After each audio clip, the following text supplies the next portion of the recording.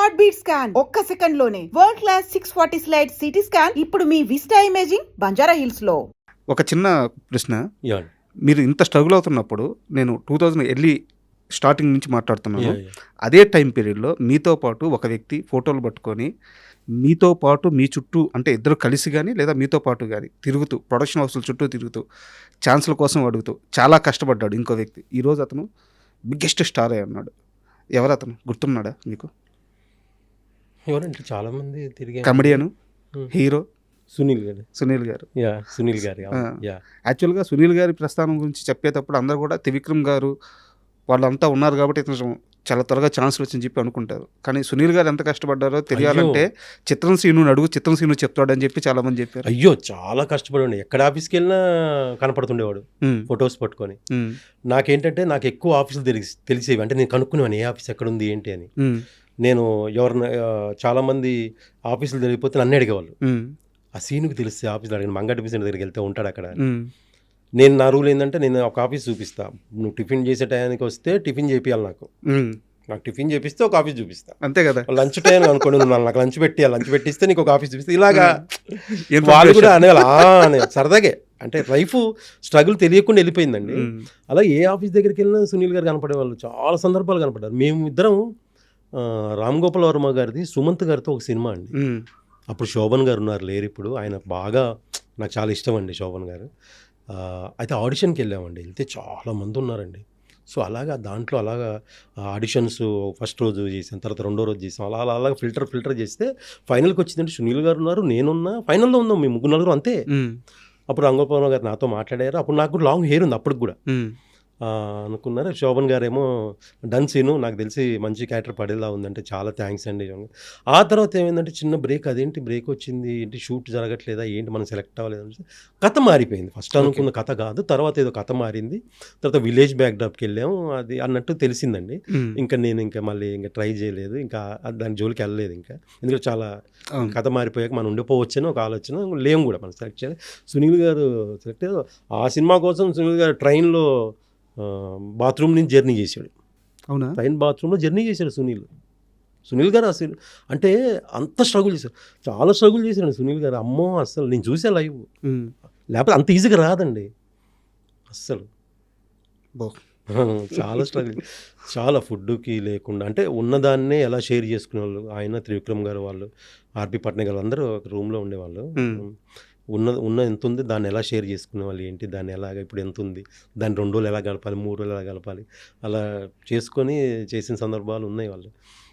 తర్వాత వాళ్ళున్న రూము కింద కిరాణా షాప్ ఉండేది, అక్కడ చిప్స్ ప్యాకెట్లు అవి ఇవి తీసుకొని చాలా సిచ్యువేషన్, చాలా హార్డ్ వర్క్ చేశారండి సునీల్ గారు. చాలా చాలా అంటే చాలా, నేను చూసాను లైవ్. Super journey. అయితే మీరు చాలా ఇంటర్వ్యూలో చిత్రం నా మొదటి మూవీ అని మాత్రమే చెప్పున్నారు. బట్ ఆ సినిమాలోకి మీకు ఎలా అవకాశం వచ్చిందో ఎక్కడ చెప్పలేదు. ఎందుకంటే చిత్రం సంబంధించి ప్రతి ఆర్టిస్ట్ని తీసుకోవడం కూడా బడ్జెట్ లేకుండా, ఎవరైతే కొంచెం తక్కువ బడ్జెట్కి వస్తారో వాళ్ళని తీసుకో. ఈవెన్ హీరోకే సరైన బడ్జెట్ లేదండి, బడ్జెట్ పరంగా తీసుకోలేదండి. బడ్జెటే కాదండి అక్కడ, ఎవడైతే బాగా చేయగలడో వాళ్ళనే లాగారు. ఎందుకో చెప్తాను వినండి. నాకు చిత్రంకి ఆడిషన్స్ జరుగుతున్నాయి, ఆ చిత్రం అనే పేరు లేదు. అయితే నాకు కొంచెం సినిమా మీద కొంచెం ఎంతో గొప్ప తెలిసిన వాళ్ళకి, చాలామందికి సినిమా ఇంట్రెస్ట్ ఉన్న వాళ్ళకి, చాలామందికి కూడా కెమెరామెన్ల గురించి, మ్యూజిక్ డైరెక్టర్ల గురించి, కాస్ట్యూమర్ల గురించి తెలుస్తుంటాయి. అవును. సో నాకు తేజ గారి వల్ల ఒక మంచి కెమెరామెన్ అనే విషయం తెలుసు. నాకు గులాము అది చాలా అద్భుతాలు చేశారు ఆయన. బాలీవుడ్లో అద్భుతమైన సినిమాలు, తెలుగులో కూడా చాలా అద్భుతమైన సినిమా. అయ్యో సూపర్ కెమెరామెన్ ఆయన అనుకున్నాను. సో ఆయన ఒక డైరెక్షన్ చేస్తున్నారు, ఇట్లా ఉషా కిరణ్ మూవీస్ వాళ్ళది. సో దానికి ఆడిషన్స్ జరుగుతున్నాయంటే నేను వెళ్ళాను సార్. అక్కడ సోమాజిగూడలో సిసి అని ఒక అపార్ట్మెంట్స్ ఉంది, సెంట్రల్ కోర్ట్ అపార్ట్మెంట్స్ ఉండేవి, ఉషా కిరణ్ వాళ్ళ ఆఫీస్ ఉండేది. అక్కడికి వెళ్తే అక్కడ ఆడిషన్స్ చేశారు. సో ఆడిషన్ చాలామంది వచ్చారు, అలాగా అందులో నేను సెలెక్ట్ అయ్యాను. అలా చాలామంది, నేను, చిత్రం భాష, వేణు, బబ్లు కూడా వాళ్ళ ఫాదర్ ఆర్టిస్ట్ అండి. సో బబ్లూని కూడా ఆడిషన్ చేశారండి. అది అందరిని ఆడిషన్ చేసి ఫిల్టర్ చేసింది. యాక్చువల్గా ఉదయ్ గారు అనుకుని ఫస్ట్ వేరే క్యారెక్టర్, తర్వాత ఇంకా కొన్ని సందర్భాలు ఉదయ్ హీరో అయిపోయాడు. ఫస్ట్ హీరో తరుణ్ కదా? అవునండి, తరుణ్ గారు అనుకున్నారు. సో తర్వాత అది కొంచెం ఏదో జరిగింది, తర్వాత ఉదయ్ ఫ్రెండ్ క్యారెక్టర్ అనుకున్నారు. సో ఉదయ్ హీరో అయ్యాడు. సో ఇదంతా కూడా ఏం ఈజీగా జరగలేదండి, అంతా ఆడిషన్. అది కూడా ఒక్కొక్కరికి 4 సార్లు 5 సార్లు ఫిల్టర్ చేసి తీసుకున్నారు. అండ్ చిత్రం మూవీ మీ లైఫ్ మార్చేసింది, మీ పేరు మార్చేసింది, మీ ప్రపంచాన్ని మార్చేసింది. అవునండి. మొత్తం తేజ గారు ఆయన సృష్టించిన ఒక అద్భుతం అది. డెఫినెట్గా. తర్వాత కాలంలో తేజ గారితో మీకు నిజంగా గ్యాప్ రావడానికి కారణం ఏంటి? ఆయన వల్ల నా కాలు విరిగింది అని చిత్రం శ్రీను భావించి నువ్వు నేను నుంచి బయటకు వచ్చాడా?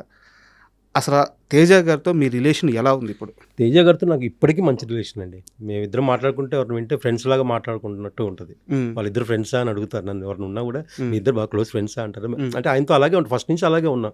చిత్రం అప్పుడు కూడా మాకు ఏదన్నా డైలాగ్ లాగా ఉంటే ప్రాక్టీస్ చేయించి అందరితో ప్రాక్టీస్ చేయించమనేవాళ్ళు, నాకు చెప్పేవాళ్ళు ఆయన.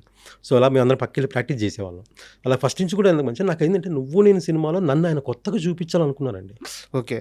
అస్సలు ఆయనకి నాకు ఏమి ఇది లేదండి. ఆయన అనుకుని వీడిని కొత్తగా ఏదైనా చూపిద్దాం, వీడిని బాగా చూపించాలనే ఉద్దేశంతో నాకు బెనర్జీ గారికి ఒక క్యారెక్టర్ అనుకున్నారండి. యాక్చువల్గా అదేదో ఇంగ్లీష్ ఫిల్మ్లో ఉందంట, నాకు కూడా తెలియదు. నేను బెనర్జీ గారు ఒకటే లాంటి డ్రెస్సు, ఒకటే లాంటి హెయిర్ కట్, ఇద్దరం కూడా ఒకేలాగా బిహేవ్ చేస్తుంటాం. సిగరెట్ వెలిగించిన ఒకేసారి వెలిగిస్తాం, గీక్కున్న ఒకేసారి గీక్కున్నాం, చూసిన ఒకేసారి, ఇద్దరం ఒకేసారి బిహేవ్ చేస్తూ ఉంటాం. ఏం చేసినా ఆయన యాక్చువల్ ఆయన లారీ డ్రైవర్, లారీ వెనక నేను కూర్చున్నా, ఇద్దరం ఒకేసారి చేస్తూ ఉంటాం ఏ పనైనా. సో అలాగే ఒక క్యారెక్టర్ డిజైన్ చేసుకుని అలా చేశారు. సో అలాగా ఫస్ట్ రోజు షూట్ ఏంటంటే సార్, నాకు ఫిలిం నగర్లో గెస్ట్ హౌస్ ఉంది కదండి, ఆ గెస్ట్ హౌస్ దగ్గర షూట్ యాక్చువల్గా జరిగింది. అంటే అది మిస్టేక్ అని కూడా కాదు, ఆ షాట్ ఏదంటే ఫస్ట్ షాటే అండి. ఫస్ట్ షాట్ ఏంటంటే సినిమాలో హీరోయిన్ అనిత గారు ఆటో ఎక్కి వెళ్ళిపోతూ ఉంటే మేము బిల్డింగ్ పైనుంచి చూసి హీరోయిన్ వెళ్ళిపోతుందని చెప్పి అక్కడి నుంచి దూకి పరిగెడతాం హీరోయిన్ వెనకాల. ఆ షాట్ ఫస్ట్ షాట్ ఏంటి, దూకే షాట్ చేశారండి. సో నేనేంటే ఓకే రెడీయా, నువ్వు రెడీ, హాస్మన్ బాబు గారు ఫైట్ మాస్టర్, ఓకేనా డన్, తేజ గారు డన్ చేసేస్తాడు సీను అని అంత నేను కూడా కాన్ఫిడెంట్గా ఉన్నాను సార్. సో ఏమైందంటే కింద కెమెరా పెట్టారండి, కెమెరా ముందు ఒక మార్క్ వేసారు, ఆ మార్క్లో దూకి రోల్ చేయాలి, పక్కకి వెళ్ళిపోవాలి. ఎందుకు రోల్ చేసి పక్కకి వెళ్ళిపోవాలంటే సేమ్ అదే పాయింట్లో బెనర్జీ గారు దూకుతారు. కరెక్ట్, సేమ్ అదే పాయింట్లో బెనర్జీ గారు దూకుతారు. సో నేను బాగానే రెడీ సార్ అన్నాను, ఎయిర్లో ఉన్నాను, అది దగ్గర 3 ఫ్లోర్, 2nd ఫ్లోర్ అనుకుంటా. అక్కడి నుంచి ఎయిర్లో ఉన్నాక నా డౌట్ ఏముందంటే కింద కెమెరా ఉంది, మార్క్ ఉంది, నేను ఒకవేళ కరెక్ట్ మార్క్లో దూకి రోల్ చేయకపోతే నా వెనక బెనర్జీ గారి పైన దూకేస్తారా, అది ఎయిర్లో ఉన్నప్పుడు వచ్చిందండి ఆ డౌట్ నాకు. సో ఆ డౌట్ అయినా సరే దూకాము, రోల్ చేసాం, పడ్డాం, బెనర్జీ గారు కూడా దూకారు, అంతా క్లాప్స్ అయిపోయింది. క్లాప్స్ అయిపోయిన తర్వాత అప్పుడు అంతా బెడ్లు ఇవి ఉండే అట్టపెట్టెలు, వాటి మీద బెడ్లు వేసి దూకేవాళ్ళం. ఇప్పుడు అంతే వైర్ వర్క్ వచ్చింది. ఆ తర్వాత అయిపోయింది షార్ట్, అమ్మయ్య బాగా వచ్చింది అనుకుని తర్వాత దిగితే కాలు నిలవట్లేదండి, పడిపోతున్నది, కాలు నిలబడట్లేదు నాకు. ఏందబ్బా ఏం నిలబడట్లేదు చూస్తే ఆ లోపు స్వెల్లింగ్ వచ్చేసి నరసింహ బాబు గారు వచ్చారు, చూశారు, ఇది ఫ్రాక్చర్ అన్నారు. సో అక్కడి నుంచి హాస్పిటల్కి తీసుకెళ్ళారు. అక్కడ కేపాలని ఒక హాస్పిటల్ ఉండేవి, అక్కడ తీసుకెళ్ళి కట్టేసి ఆ తర్వాత ఇంకా నేను ఆ సినిమాలో చేయలేదండి, మిస్ అయిపోయాను. అదే నా క్వశ్చన్ కూడా. అయితే చిత్రం శ్రీనుకి నేను ఒక మంచి రోల్ క్రియేట్ చేశాను, ఒక మంచి బిగ్ ఆపర్చునిటీ ఇద్దాం అనుకున్నాను, కానీ శ్రీను ఇంకా చెప్పకుండా సినిమాకి రాలేదు అని చెప్పి తేజ గారు చాలా ఫీల్ అయ్యారు, అది గ్యాప్ కారణమైంది అని విన్నాను, నిజమా? అంటే అఫ్కోర్స్ నిజంగా ఎవరికైనా స్పాట్లో ఒక డైరెక్టర్కి, ఒక ఆర్టిస్ట్ దెబ్బ తగిలిందంటే ఆ బాధ ఉంటుంది సార్, డెఫినెట్గా బాధపడి ఉంటారు. అయ్యో ఆడు కరెక్ట్గా ఇప్పుడే కెరీర్ స్టార్ట్ అయింది కదా, ఈ టైంలో పాపం వాడు కాల్ ఫ్రాక్చర్ అయిందని బాధపడి ఉండొచ్చు. సో అలాగే నీకు 6 months బెడ్ అండి, 6 నెలలు నేను బెడ్ మీద ఉన్నా.